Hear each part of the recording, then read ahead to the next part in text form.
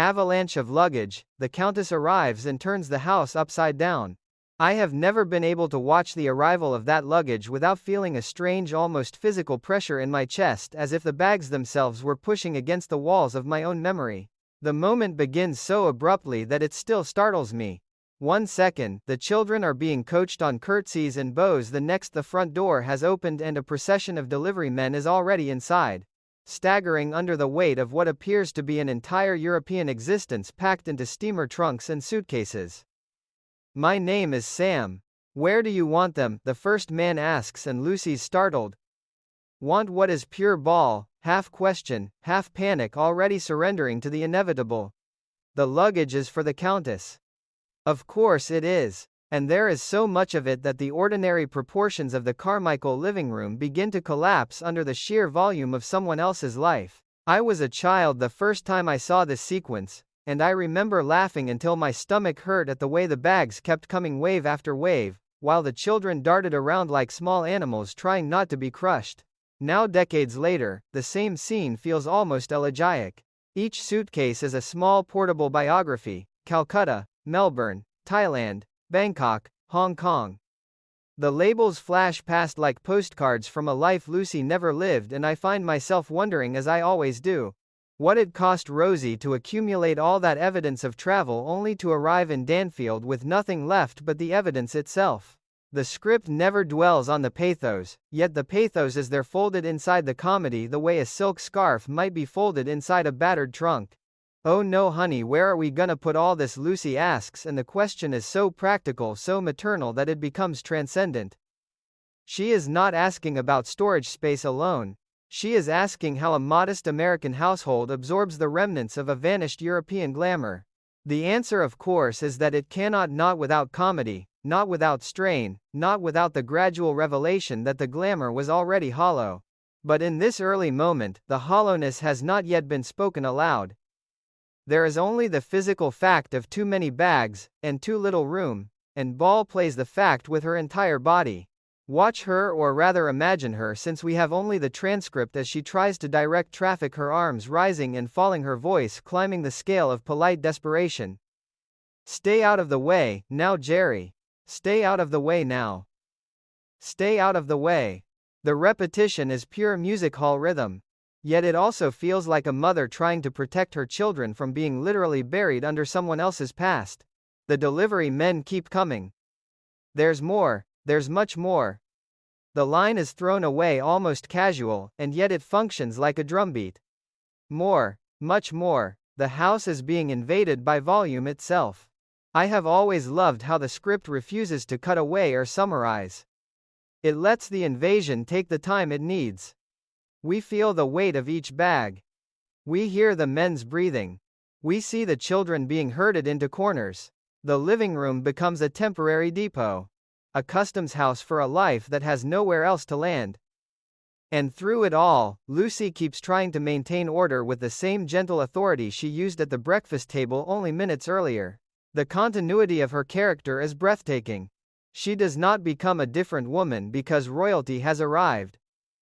She remains the same woman, only now the stakes of ordinary competence have been raised to the level of farce. Then Rosie herself appears and the temperature of the scene changes. "Rosie. Wow.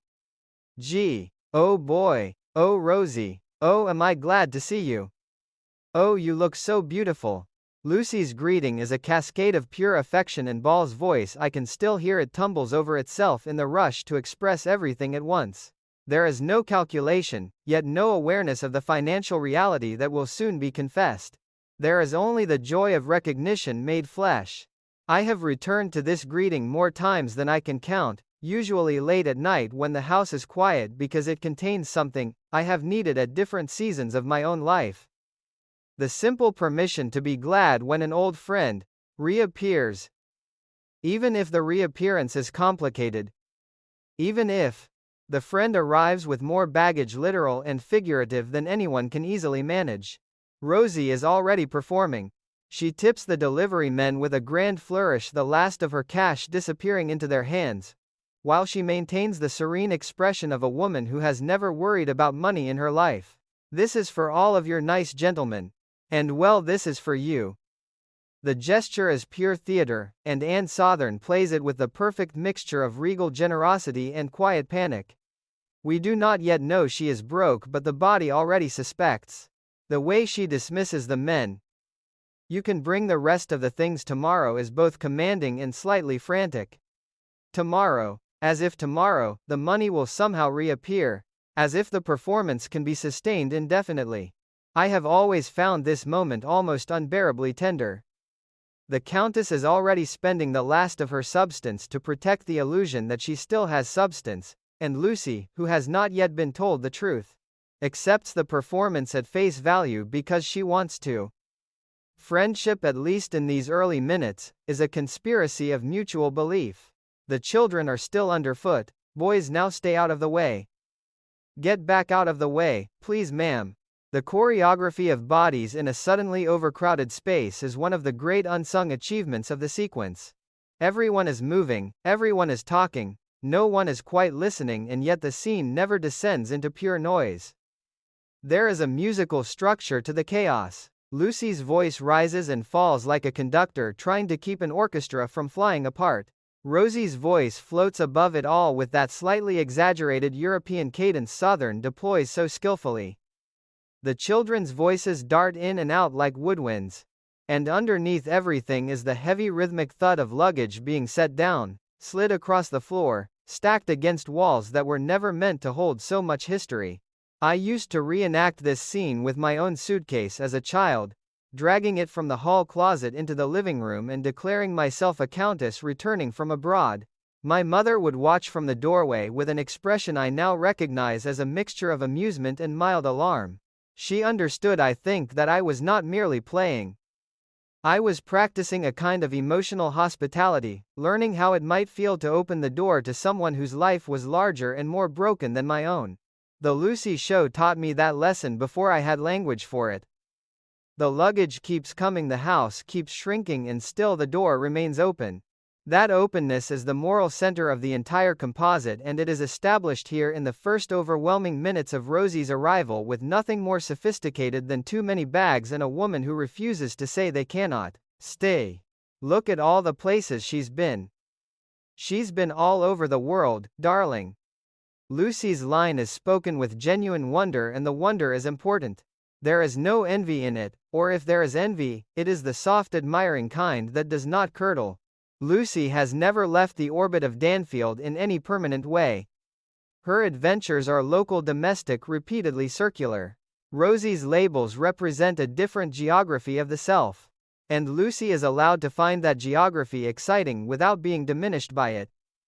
In an era when so many stories punished women for wanting more than the neighborhood, this small moment of unpunished awe feels quietly radical. Ball plays it with her eyes more than her voice.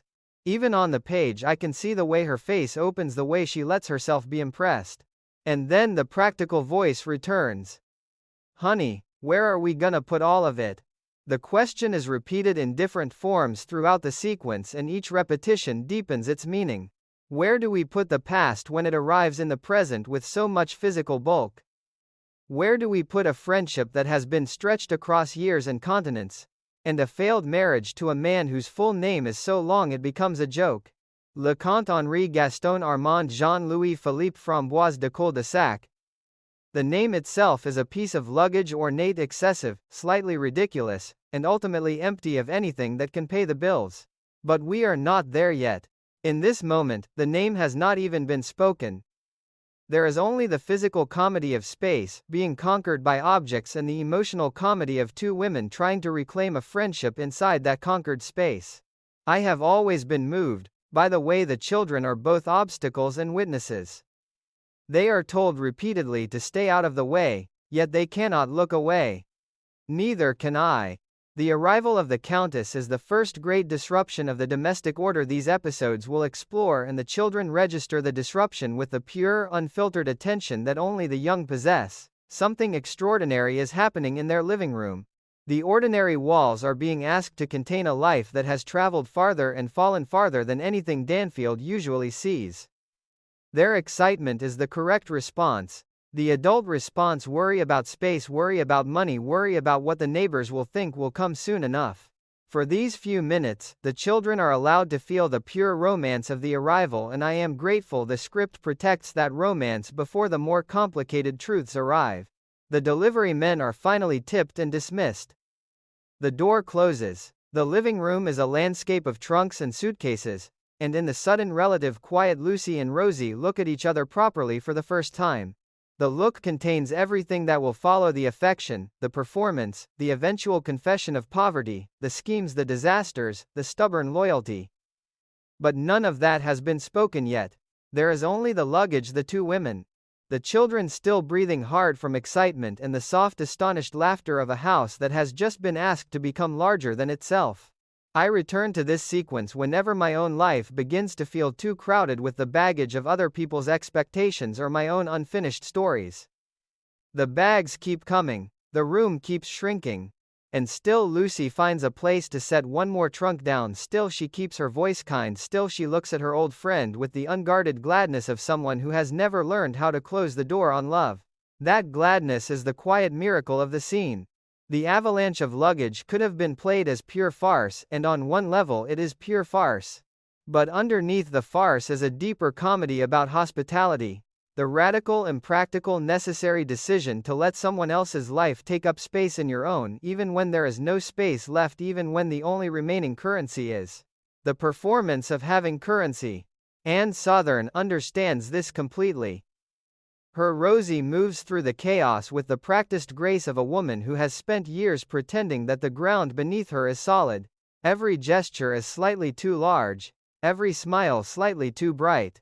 She is already spending the last of her emotional capital to keep the illusion aloft, and the script lets us feel the expenditure without ever naming it. When she finally turns to Lucy, and the reunion proper begins, the relief is almost physical. The performance can soften, at least for a moment, in the presence of someone who once knew her when she was only Rosie Harrigan and the only labels that mattered were the ones on the basketball team. I have carried this scene with me for most of my life, the way one carries a piece of family furniture that no longer fits any particular room but cannot be discarded. The luggage is still arriving. The children are still being told to stay out of the way. Lucy is still asking where they will put it all, and every time I watch or read, or simply remember, I feel the same soft pressure in my chest, the pressure of a house expanding to make room for a friend, the pressure of a heart doing the same. The avalanche is comic. The avalanche is also a form of grace. And in the middle of it, two women who have not seen each other in years begin the long, messy, necessary work of becoming present to each other again, one suitcase at a time.